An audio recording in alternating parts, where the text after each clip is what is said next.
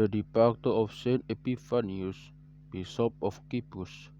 On this day of the year 402 AD, the great father Saint Epiphanius, Bishop of Cyprus, departed. He was born to Jewish parents. His father, his father died and left him with a sister, and their mother brought them up well. His father left him an untrained donkey, and his mother asked him to sell it. He met a Christian man called Philotius, who wanted to buy the donkey, but the donkey kicked Epiphanius in his thigh, and he fell down on the ground unconscious. Philotius made the sign of the cross over the place of injury, and Epiphanius was cured of his pain instantly. Then Philotius cried out over the donkey, asking God that the donkey would die. God answered his prayer, and the donkey fell down and died. Epiphanius inquired about the secret of the donkey's death, and Philotius told him that it was the cross. He guided them to the crucified Christ, the Son of God, whom the Jews crucified in Jerusalem by his own will for the salvation of the world. This remained in the mind of Epiphanius. When one of the rich Jewish men died and had no one to inherit him, he left all his inheritance to Epiphanius. He used this inheritance to spend on the teachers of religion and law.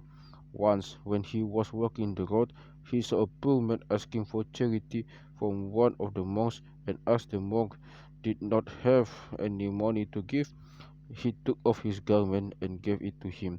As the poor man took his garment, Saint Epiphanius saw a white grace coming down from heaven upon the monk instead of the garment that he gave away.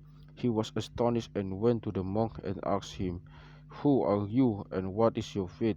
The monk told him that he was Christian. He asked the monk to guide him to the facts of the Christian faith.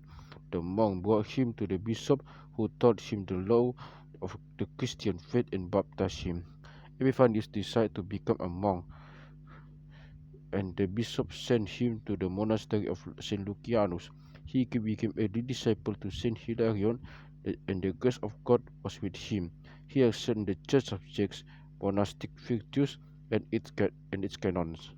Saint Hilarion professed that he would become a bishop and commanded him to go to Cyprus and not refuse the office of bishop if it was offered to him. When the bishop of Cyprus departed, it happened that Epiphanius entered the city to buy certain necessities, and he had two monks with him. As the bishop was inspired to go to the marketplace to choose the monk that had two clusters of grapes, whose name was Epiphanius, to ordain him a bishop of Cyprus. When the bishop went to the market, he found him with the other two monks, with two clusters of grapes in his hand. He asked him about his name, and he knew that he was the chosen one by God. He took him to the church and ordained him deacon, priest, and then bishop. He revealed to the people his vision about him, and the prophecy of Saint Hilarion was fulfilled. Epiphanius followed a right course of conduct in his diocese, which was pleasing to, which was well pleasing to God. He wrote many books and discourses, and he always preached about mercy. It happened that John, Bishop of Jerusalem, was not merciful, so Saint Epiphanius borrowed from him some of his gold and silver table vessels and sold them and gave its price to the poor and the needy. And sold and when Abba John asked him to return them, he struck him in his eyes and he became blind. John asked the saint to pray to heal him, and he prayed, and God opened one of John's eyes. On the year 402 AD, Empress Eudoxia called Epiphanius to help her to drive out Saint John Chrysostom of the Golden Mount from Constantinople. However, he tried to reconcile them together, but he failed. She threatened him that she would open the temples of idols and close the churches if he did not work of his removal. But since he could not reconcile the differences between her and Saint John, he returned to Cyprus and departed in the same year. His body was relocated on the 28th of Pashans.